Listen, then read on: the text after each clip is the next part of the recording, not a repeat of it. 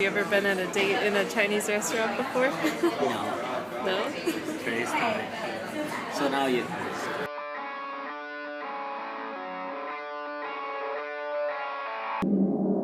Would you say Alexander, Elizabeth, and I have a diluted version of what you had celebrating that and that side of the culture, or do you think it's just different? I think definitely a lot more diluted. This is my dad, Michael H. Wang. H stands for Hao, which is his Chinese name, Wang Hao. This is my mom, Lisa. She doesn't have a Chinese name, so my dad gave her one, Wang Lisa. Creative, isn't it? She also happens to be the reason why we are all together tonight. To celebrate her birthday? Well, kind of. More so Chinese New Year. Here's my sister Elizabeth. She's 13. We're pretty close because we shared a room for 11 years. And this Hey, hey. You wanna buy some milk? is my brother Alex. He's 2 years younger than me, and he goes to BU for biomedical engineering. He's the smart one, but he totally followed me to Boston. This lady I followed to Boston. She's my Aunt Gina, or Xiao Gugu, as we call her, and she was a huge role model for me growing up. Together we are the Wangs, and in Chinese, Wang is king. On a normal night, you could walk into a place like this and get a table for 20. But tonight, it was like playing the lottery. And this little stressed man, he held all the power.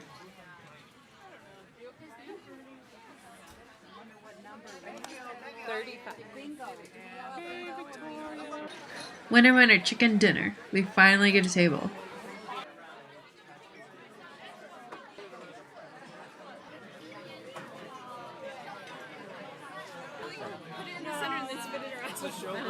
Can you tell who the boss is at this table? The rest of us didn't even get menus. Ordering is an adult decision.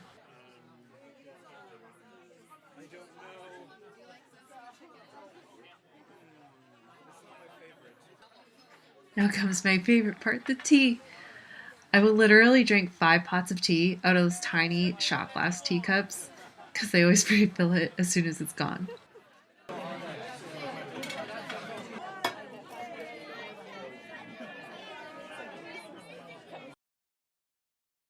Thank you. Desplintering chopsticks is contagious. It's like yawning. One person starts and then the whole table's doing it. You want to make sure you have beef, chicken, pork, all of those things.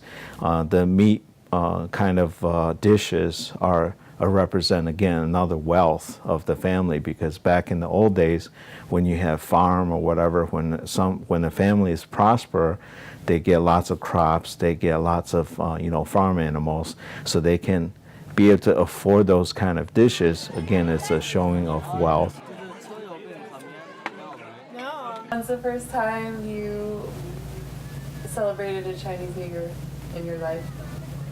Well, probably when I met Daddy.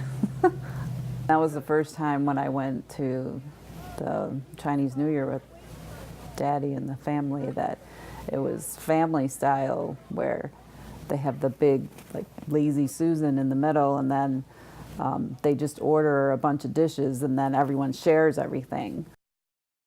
In Chinese, we call 年年有余, means every year you have fish, but fish sounds the same as leftovers. So the whole tradition is that when you say 年年有余, you really want to wish everybody has so much fortune that you have so much leftovers every year.